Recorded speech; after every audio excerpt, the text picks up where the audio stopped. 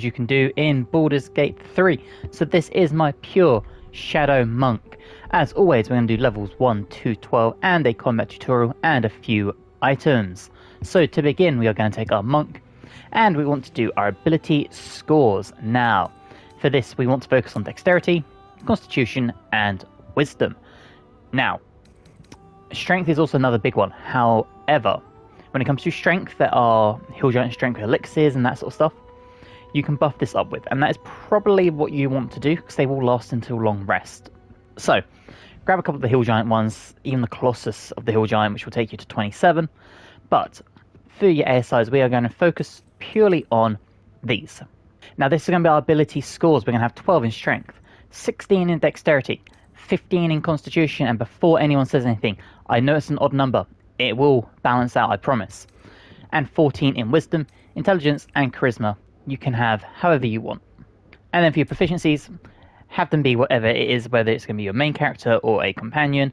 Base this off of that decision. Okay, Monk level 2, we get 17 HP now. We also have Patient Defense, Step of the Wind Dash, and Step of the Wind Disengage. This is very similar to your cunning actions as a rogue, so if you have played a rogue before or anything like that, you will know. And Patient Defense essentially means attack rolls against you have disadvantage, and you will have advantage on Dexterity saving throws. So if you're up against a very hard hitter and you don't want to use your key points to do a Fury of Blows, you could do a Patient Defense instead and hope that they miss. Okay, now Monk level 3. Not only do we get 24 HP, we get to pick our subclass, and of course we are doing Way of the Shadow. This gives us Shadow Art's Hide. So, may use a stealth check to hide, and essentially this uses your bonus action, so then you could pop up and attack, and you'd probably have advantage depending on how you can do this. We also have things such as Pass Without Trace, we can cast Darkness, as well as have Dark Vision, and Silence. This is really good if you are up against a spellcaster or a mage. Throw this up, and you are going to nullify all their abilities. We also have Minor Illusion, another really good distraction to allow you to then get into positions and smack as hard as you can. Okay, Monk level 4. Now we have access to a feat, and as I said before, we're going to get it to balance out. We're going to take Tavern Brawler.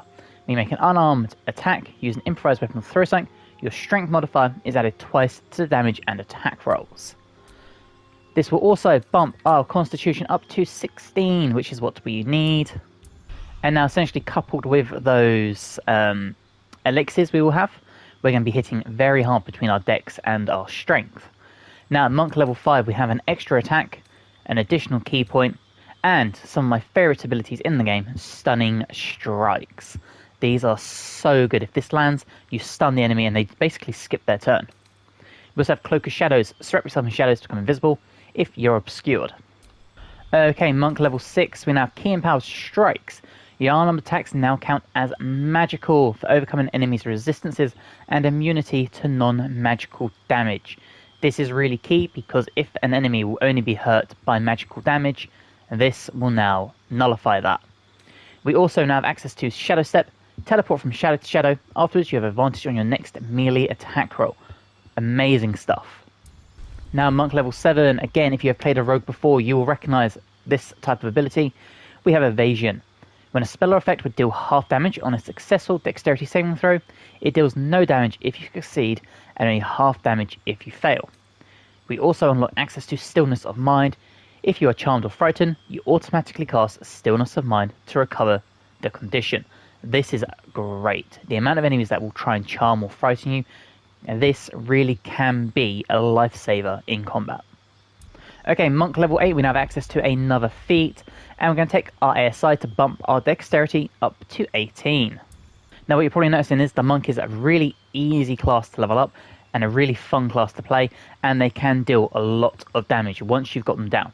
They can be a little squishy, so they're not going to be a tank like a Paladin or a Barbarian or even a Cleric, but they can do such a high damage output. Now at Monk level 9 we do have access to Advanced Unarmed Movement. Difficult terrain doesn't slow you down, and you can jump an additional 6 meters while you're not wearing armor or a shield, both of which we will not be using because the Monk wears clothing. Okay, Monk level 10, again more improved unarmored movement. Movement speed is increased by 6 meters with the same penalties, or not penalties, but the same rulings. Again, we won't be using armor or a shield, so this will not affect us. We just have an extra 6 meters of movement. We also have purity of body, which means we're now immune to poison damage and cannot be poisoned or affected by other diseases. The amount of enemies or poisons you'll also come across, really versatile way of getting through this. Monk level 11 and Shadow Strike. Teleport to a foe from a hidden position, striking them with creeping psychic ferocity of the shadows themselves. Uses 3 key points, which is quite a lot, but this is a huge damage output. And finally, Monk level 12, we're going to take our ASI improvement for our dexterity to get this to the maximum of 20. Okay, so that is our build. So let's go over a few items now. I'm keeping this very basic. There's only a few items I'm personally recommending, and you'll see why. When it comes to rings and circlets and all that stuff and amulets, really you want stuff that's going to bump up your unarmored strikes, or anything that's going to give you a few little spells that you fancy, like a colour spray, something like that. For me, the key items are, for a cloak, you want to take the Cloak of Protection. This will give you a +1 to your armor class. Unfortunately, I can't find it. I don't know why, because I know I use it, but it's disappeared on my game. But for me, the key one is the Cat's Grace. Now, this will increase your dexterity score by 2 up to a maximum of 20. So if you choose to use this armor, when you are upgrading your character, for your last ASI, put the points into Wisdom and not Dexterity, because you already have 20 dex. And we're going to bump our Wisdom up to 16. Reason being is, number 1, we will have the Braces of Defense. This gives us a +2 to our armor class, as long as you're not wearing armor or holding a shield. The same with how our movement and jump is now improved. So as you can see, we have a base armor class of 20. But we will also have the Boots of Unlimited Cushindo. The wearer deals an additional damage equal to their Wisdom modifier, which is why we'd bump up our Wisdom instead of our Dex if you choose to go with the Graceful Cloth. Now, if you'd rather have a robe that does other damage like fire, ice, whatever, then leave the ASI with your Dexterity. But for me, this is my favourite pairing when it comes to being a monk, paired with the Braces of Defense. Now, if you don't mind having less armor class, you could switch these out for the plethora of monk gloves that add fire or cold or lightning or acid damage to your unarmed strikes. Really go with what you want here. Me personally, I think the Braces of Defense are worth it. I think the 1d4 extra damage you'll get from the gloves isn't really worth losing the 2 armor class, especially later in the game. Now, that's a very simple breakdown of the items. We are going to go find some combat, and I will show you how this amazing Shadow Monk with this dope looking armor works. And as I said, these items are going to be your best friend, the Elixir of Hill Giant Strength. You can get these all the way from Act 1, and there's also the Colossal ones, which will boost your strength to 27. So make sure you take these. They'll last until long rest, so you can heal up, you can short rest as much as you need to. And now, our stats are insane. If we come over to... No mind, it's on the right hand side, I'm being stupid. 21 strength, 20 dex, 16 con, 16 wisdom. Phenomenal. Absolutely phenomenal base stats. Now, when you do this, there are a few options you can do. As you know, we do have the ability of Shadow Strike. Now, teleport to a foe from a hidden position, striking them. This will work if you are invisible or if you are sneaking. So let's say you know an enemy is up close and you want to start the fight. We could trigger that ability. So let's do this. We have advantage. May the gods take you first. And there you go. We did 31 damage from a sneaking position. As you can see, we have the ability to deflect missiles, and because we're a monk, we can actually throw this back using one of our key points. And we did 18 damage, which is an insane amount. Now, when it comes to our turn, we have multiple attacks we can do, and the Stunning Strike. So again, this is another option. Use a key point. Now, unfortunately, they save, but you can see the base damage we are doing is incredible. And we still have our bonus action, where we could do Patient Defense.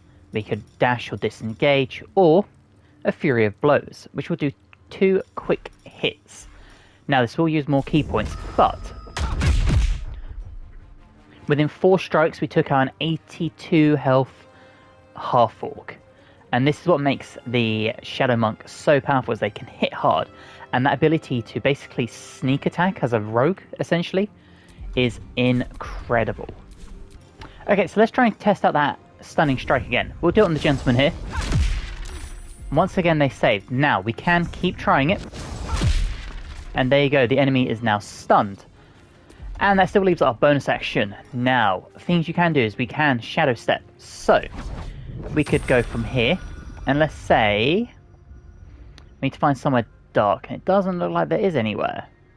Oh, this is dark because it's hidden away. Now, this will be a waste of the ability. But, just to show you how it works. And now on our next attack, we are going to have advantage. And essentially, this is a nice way. If you're in a dark area, or like the Underdark, somewhere like that, you can shadow step all over and continuously have advantage on your attacks. Pair this with your stunning strikes, things like that, and you are going to do so much high damage. You can be a proper DPS just from being a monk. And you can see the gentleman is stunned, so he doesn't have a turn now.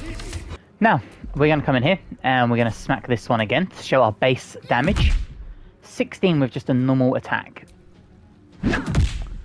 And there you go, 17. So with 2 attacks, which are just a standard round, we did 33 damage, which is really, really good. And again, we have Shadow Art, so we're going to cast Darkness. And because we've done that, now we could, let's say, move out the way. So let's come down here. And now we can use Hide as a bonus action. Time to skulk about. And now we're nice and hidden. And this will come into play in our next round. Okay, now thanks to being hidden, we are going to come up here. And because of our high dex, we are still hidden from the gentleman. As you can see, he cannot see us at all. This allows us to come back in with our Shadow Strike unarmed. Cast it up here. And again, more damage. And because of that, we still have the ability to punch some more. But we essentially moved across the map to do so.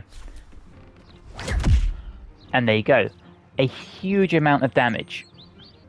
And now we have the ability here to finish the fight. Just like that. And that is what makes the Shadow Monk so good. It's an amazing rogue-ish monk. It's still a pure monk. It's still very good at hitting hard. But its whole point is to be hidden, get those big attacks, use your key points for the stunning strikes, for the shadow steps, and basically be a big DPS outpour, get in and get out. Now, I hope you've enjoyed this build. If you have, let me know in the comments below and let me know what you change about it. What other items, what abilities and whatnot. If you're new and you haven't subscribed, but you'd like to, that'd also be amazing and I would love that. And hopefully, I'll see you guys in the next one. Bye guys.